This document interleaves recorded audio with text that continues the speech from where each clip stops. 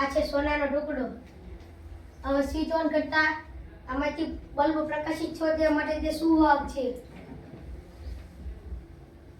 ધાતુમાંથી વિદ્યુત પ્રવાહ પસાર થઈ શકે છે. બોલો જસપાલભાઈ. હા,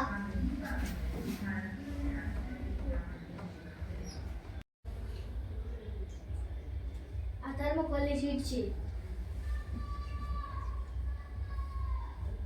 આ વાહક છે, આ સ્વિચ છે. સ્વિચને શરૂ કરી આ બલ્બ પ્રકાશિત થયો નહીં એટલે તે અવાહક છે.